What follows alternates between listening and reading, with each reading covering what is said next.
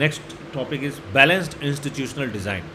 Constitution are often subverted not by people but by small groups who wish to enhance their power.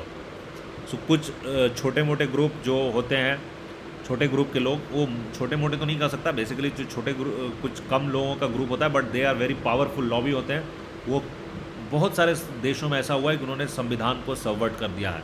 Well crafted constitutions fragment power in society intelligently so that no single group can subvert the constitution. तो जो एक अच्छे तरीके से craft किया constitution है वो समाज में पावर को इस तरीके से बांट देता है, fragment the power in society intelligently, इस इंटेलिजेंट तरीके से बांट देता है कि कोई सिंगल ग्रुप संविधान को सबवर्ट नहीं कर सकता है, संविधान को ख़त्म नहीं कर सकता है, संविधान को ओवरटेक नहीं कर सकता, ओवर पावर नहीं कर सकता है. One way of such intelligent designing of constitution is to ensure that no single constitution acquires monopoly of power. This is often done by fragmenting power across different institution. The Indian Constitution, for example, horizontally fragments power across different institutions like Bharat का जो संविधान है वो power को fragment कर दिया है judiciary, legislature and executive के बीच में. And there are certain independent bodies also जिनको भी पावर दिया, like election commission.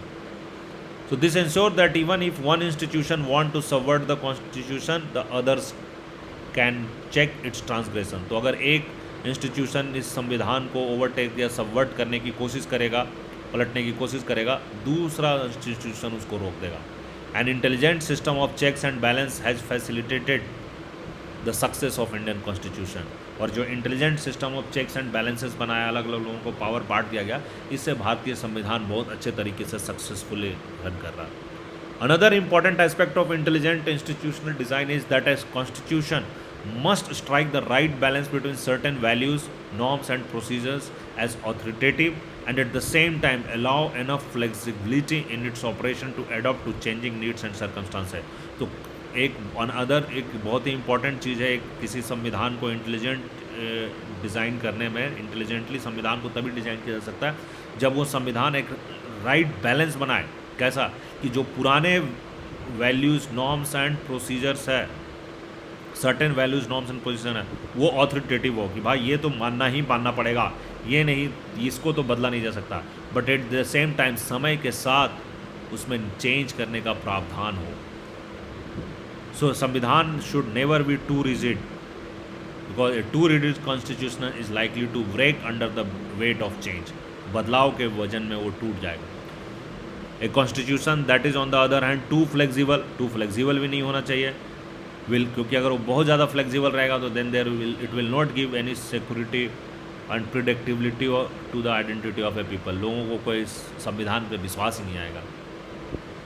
So successful constitution has to strike the right balance between preserving core values and adopting them to the new circumstances. So you will notice the wisdom of maker of Indian constitution in chapter 9. आगे chapter में हम इन सब चीज़ों को detail में पढ़ेंगे. The Indian Constitution is described as a living document because Indian Constitution को एक living document बोलते हैं because इसमें बदलाव करने के प्रावधान ना ही बहुत ज़्यादा rigid है, ना ही बहुत ज़्यादा flexible है, बहुत ही balanced है. By striking a balance between the possibility to change the provisions and limits on such changes, the Constitution has ensured that it will survive as a document respected by the people. और people इस संविधान की respect करते हैं. This arrangement also ensures that no section or group can or on its own subvert the constitution. कोई भी group के लोग इस संविधान को पलट नहीं सकते, इस संविधान को ओवरटेक नहीं कर सकते, अपने कब्जे में नहीं. Therefore in determining whether a constitution has authority you can ask yourself 3 questions. Were the people who enacted the constitution credible, क्या लोग जो संविधान बनाए थे क्या वो क्रेडिबल थे.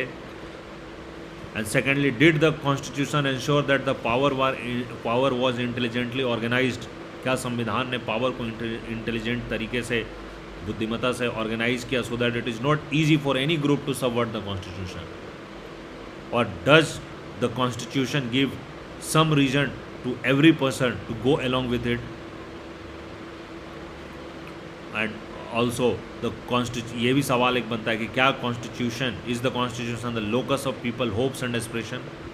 The ability of the constitution to command voluntary allegiance of the people depends to certain extent upon whether the constitution is just. अगर कॉन्स्टिट्यूशन जस्ट रहेगा, एक बैलेंस्ड रहेगा, एक न्यायहित बातें करेगा, तो ही वो तभी उस कॉन्स्टिट्यूशन में लोगों की इच्छाएँ होगी, आकांक्षाएँ होगी, उनके विश्वास होंगे, उनकी उम्मीद होगी। What are the principle of justice underlying the constitution, जो ये आगे के चैप्टर्स में हम पढ़ेंगे कि what are the principle of justice underlying the Indian constitution. Now अब हम आ रहे हैं कि how the Indian constitution was made. So formally the constitution was made by the constituent assembly के द्वारा बनाया गया था, which had been elected for undivided India. वो अनडिवाइडेड इंडिया पाकिस्तान जब एक साथ था तब कॉन्स्टिट्यूएंट असेंबली का इलेक्शन हुआ था। It held it's first sitting in 9 दिसंबर 1946। तो 9 दिसंबर 1946 को ये पहली बार मुलाकात हुई थी कॉन्स्टिट्यूएंट असेंबली के। And reassembled as constituent assembly for divided India on 14 अगस्त 1947। सो 9 दिसंबर 1946 को फर्स्ट मीटिंग होती है कॉन्स्टिट्यूएंट असेंबली की। उस समय India Pakistan was together because country was not divided. On 15th August India got independence and the country was divided, but one day prior to that, the day 14th August 1947, फिर से constituent assembly बैठती है, but उस समय से भारत के members उसमें बैठते हैं। The members were chosen by indirect election. ये मेंबर्स कैसे चुने गए थे? इनडायरेक्ट इलेक्शन के द्वारा, by the members of provincial legislative assemblies. Provincial 1935 के बाद प्रोविंशियल लेजिस्लेटिव असेंबली बन गए थे। ये सब चीज़ें बाद में डिटेल में आएगी, बट आप बेसिक प्रारूप समझ लीजिए कि 1935 गवर्नमेंट ऑफ इंडिया एक्ट 1935 के अकॉर्डिंगली प्रोविंशियल लेजिस्लेटिव असेंबलीज का गठन हुआ था, और उसके मेंबर्स ने इनडायरेक्ट इलेक्शन के द्वारा कॉन्स्टिट्यूएंट असेंबली के सदस्यों का चुनाव करते हैं। The constituent assembly was composed roughly along the lines suggested by the plan proposed by the committee of the British cabinet known as cabinet mission। ये बहुत इंपॉर्टेंट क्वेश्चन है, ये आता है जनरली कॉम्पिटिटिव एग्जाम्स में पूछे जाते हैं। The constituent assembly was composed रफली along the lines suggested by plan proposed by the committee. तो कॉन्स्टिट्यूएंट असेंबली उस लाइन्स पे बनाए गए थे। किस लाइन्स पे बनाए गए थे? कैबिनेट मिशन, ब्रिटिश कैबिनेट के द्वारा एक कैबिनेट मिशन बनाया गया था, उसके बेसिस पे, उसके द्वारा बनाए गए प्रारूप ढांचे पे कॉन्स्टिट्यूएंट असेंबली का गठन किया गया था। Each province and each princely state or group of states were allotted seats proportional to their respective population, roughly in the ratio of 1:10 lakh। So 10 lakh पे एक व्यक्ति, ऐसा इस रेशियो ऑफ पॉपुलेशन पे हर एक प्रोविंस, हर एक प्रिंसली स्टेट्स या group of states को उसकी जनसंख्या के आधार पे दिया गया था, जिसमें 10 लाख पे एक व्यक्ति का रिप्रेजेंटेशन था। As a result the province that were directly under British rule were to elect 292 members. सो जो ब्रिटिश रूल के अंतर्गत जो प्रोविंसेस थे जो डायरेक्टली ब्रिटिश रूल के अंदर थे, उनसे 292 मेंबर सेलेक्ट होके आते हैं, और प्रिंसली स्टेट से 93 members. The seats in each provinces were distributed among the 3 main communities, Muslim, Sikh and general, in proportion to their respective population. तो उनके पॉपुलेशन के आधार पे मुस्लिम, सिख्स और जनरल कैटेगरी के बीच में सीट्स का बंटवारा किया गया था। Members of each community in provincial legislature assembly elected their own representatives. तो प्रोविंशियल लेजिस्लेटिव असेंबलीज के जो मेंबर्स थे, जैसा कि मैंने आपको बताया, they elected their own representative by method of proportional representation with single transferable vote. ये एक तरीका है proportional representation by single transfer, जिसमें 1 2 3 4 5 आप प्रेफरेंसेस डालते हैं, और उसके बाद वो पहले नंबर 1 वाले सारे वोट काउंट किए जाते हैं। फिर जब सबके प्रायोरिटी नंबर 1 वाले काउंट हो जाते हैं, तो फिर जो लास्ट मेंबर होता है उसको टर्मिनेट कर दिया जाता है, और ज़रूरत पड़ने पे लास्ट वाले के टर्मिनेट कर दिया जाता है, और उसके फिर जो नंबर 1 है उनको फिर काउंट किया जाता है। ये एक डिटेल तरीका है जिससे भारत का राष्ट्रपति का भी चुनाव होता है। मैं आपको अभी डिटेल में बताना नहीं चाह रहा हूँ, आपको कंफ्यूज नहीं करना चाह रहा हूँ। इसके हर एक टॉपिक्स बहुत ही इंपॉर्टेंट है, एक एक करके मैं आगे सारी चीज़ों को आगे कवर करूँगा। Proportional representation with single transferable vote को मैं बहुत ही अच्छे तरीके से गहराई से आपको समझाऊंगा, मैथमेटिकली ऑल्सो, एंड ये क्या चीज़ है इसको आपको ये कॉन्सेप्ट में क्लियर करूँगा। बट अभी बस इतना समझ लीजिए कि देयर वाज ए मेथड जहाँ पे एक प्रोपोर्शनल रिप्रेजेंटेशन हुआ था, लोग प्रेफरेंस देते हैं और उसके हिसाब से वो ट्रांसफरेबल होता है वोट, उसके हिसाब से चुनाव किया गया था। The method of selection in the case of representatives of princely state was to be determined by consultation. Princely states में कैसे चुने जाएंगे वो कंसल्टेशन के द्वारा डिसाइड किए गए थे। Now, the composition of Constituent Assembly. As a consequence of partition under the plan of 3rd June 1947, those members who were elected from territories which fell under Pakistan ceased to be member of the Constituent Assembly. So the number Constituent Assembly का जो numbers in the Assembly was reduced to 299. जो पाकिस्तान के members थे वो पाकिस्तान में चले गए. So the and सिर्फ भारत के मेंबर भारतीय कॉन्स्टिट्यूएंट असेंबली में बचे 299 members. The constitution was adopted on 26 November 1949 को हमारे संविधान को अडॉप्ट किया जाता है. And 284 members were actually present on 24 January 1950 and appended their signature to the constitution as finally passed. So out of 299 members जो इंडियन भारत के कॉन्स्टिट्यूएंट असेंबली के मेंबर्स थे उसमें से 284 ने साइन किया है, उनके सिग्नेचर हैं हमारे संविधान पे. 24 जनवरी 1950 को उन्होंने साइन किया. And the constitution came into force from 26 January 1950 that we all know. So the constitution was thus framed against the backdrop of horrendous violence that partition unleashed on the subcontinent, but it is a tribute to the fortitude of framers that they were not only able to draft a constitution under immense pressure, but also learned the right lessons from the unimaginable violence that accompanied the partition. Though ये संविधान जब बना और बन रहा था उस समय भारत में बहुत ज़्यादा दंगे फसाद हो रहे थे, ये बहुत ही दुखद घटना है. बट उसके बाद भी भारत के जो संविधान के निर्माता थे, framer of the Indian constitution, इन दंगों से इन चीज़ों से सीखे और सीखने के बाद उन्होंने लेसन्स लर्न के रूप में ऐसी ऐसी प्रोविजंस बनाए हमें संविधान में ताकि इन सब प्रॉब्लम्स को अच्छी तरीके से एड्रेस कर सके. The constitution was committed to new conception of citizenship where not only would minorities be secure but religious identity would have no bearing on citizenship right. So ये ऐसा था कि इसमें माइनॉरिटीज़ को भी सिक्योर किया गया. और सिर्फ इतना ही नहीं, जो हमारे देश का जो सिटीजनशिप का अधिकार है वो किसी भी धर्म और किसी भी पंथ से कोई वास्ता नहीं रखता है. भारत का हर व्यक्ति भारत का सिटीजन होगा, उसके वो किसी भी धर्म किसी भी पंथ को वो फॉलो कर रहा हो, that is immaterial of it. But this account of composition of Constituent Assembly that drafted the Constitution touches upon only the surface of how our Constitution was made. Although the members of the Assembly were not elected by universal suffrage, there was a serious attempt to make the Assembly a representative body. Though जबकि यह universal suffrage मतलब हर एक जैसे 18 साल के आज today what does universal suffrage mean. Universal suffrage का मतलब होता है कि सभी लोगों को एक बेसिक कंडीशन पूरा करने वाले सभी लोगों को वोट करने का अधिकार है. जैसे अभी भारत में यूनिवर्सल सफरेज है, 18 साल से उम्र के ऊपर के उम्र के हर एक व्यक्ति को वोट करने का अधिकार है. तो ऐसा असेंबली ऐसा नहीं चुना गया था कि किसी एक यूनिवर्सल सफरेज के द्वारा कॉन्स्टिट्यूएंट असेंबली के मेंबर नहीं चुने गए थे, बट एक सीरियस अटेम्प्ट लिया गया था कि असेंबली एक रिप्रेजेंटेटिव बॉडी हो, रियल में एक रिप्रेजेंटेटिव बॉडी हो, मोस्ट ऑफ द लोगों की बातों को उसमें सुनिश्चित किया जाए.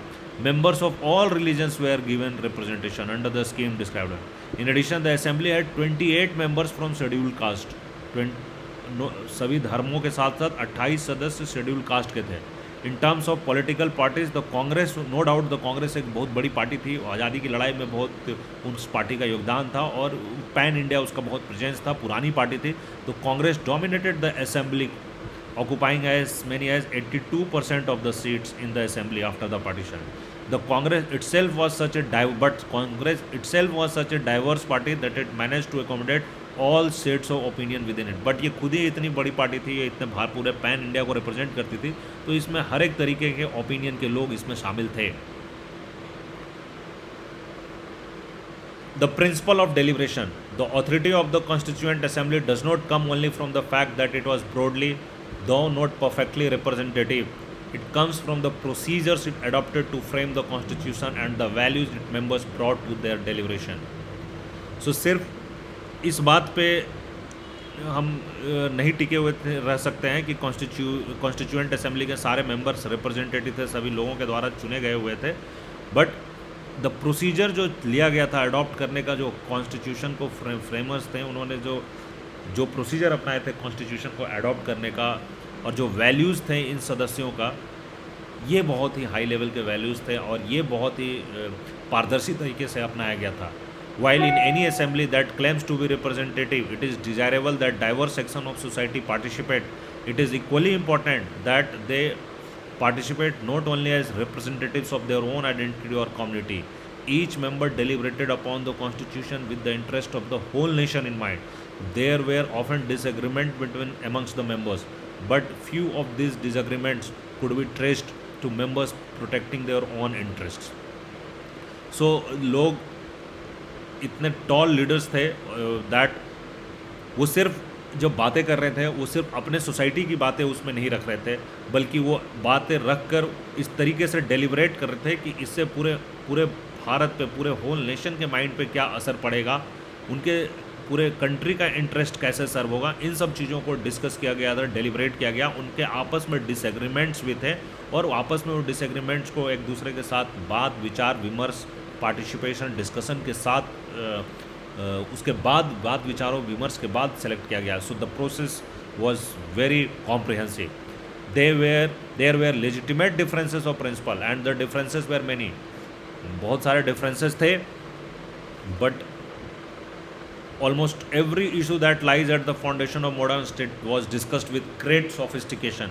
लगभग सारे इश्यूज को बहुत ही सोफिस्टिकेशन के साथ डिस्कस किया गया। Only one provision of the constitution was passed without virtually any debate.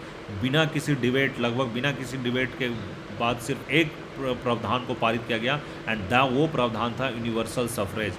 मतलब all citizen reaching a certain age would be entitled to be voters irrespective of religion, caste, education, gender and income.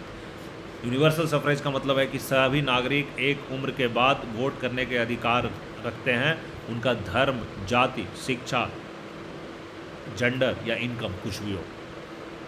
And this ये चीज़ को सबने मान लिया बिना debate के। सो दिट it self defines कि कितना ब्यूटीफुल तरीके से लोगों ने सोचा, हमारे फ्रेमर्स कितने ही बुद्धिमत्ता के साथ और कितने ही टॉल लीडर्स थे जो इन्होंने संविधान को बनाया। So while the members felt no need at all to discuss the issue of who should have the right to vote, every other matter was seriously discussed and debated. बाकी सारी चीज़ों को seriously discuss and debate किया गया। Nothing can be a better testament to the democratic commitment to this assembly. The Constitution drew its authority from the fact that members of the Constituent Assembly engaged in what one might call public reason. The members of the assembly placed a great emphasis on discussion and reasoned argument. They did not simply advance their own interest, but gave principled reason to other members for their positions. The very act of giving reasons to other members make you move away from simply a narrow consideration of your own interest, because you have to give reasons to others to make them go along with your viewpoint. So देखिए इसकी कितनी खूबसूरत तरीके से लिया गया, मैं इसको आपको जस्ट अभी एक्सप्लेन करना चाहूँगा।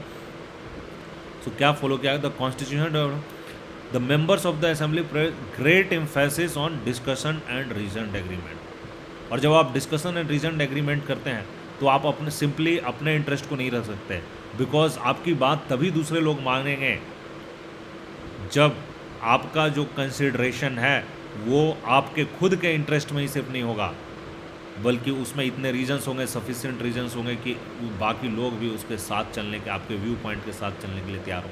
तो आपका जो रीज़न होगा, आपका जो थॉट प्रोसेस होगा, वो होलिस्टिकली कवर करेगा। The voluminous debates in the constituent assembly where each clause of the constitution was subjected to scrutiny and debate is tribute to public reason at its best.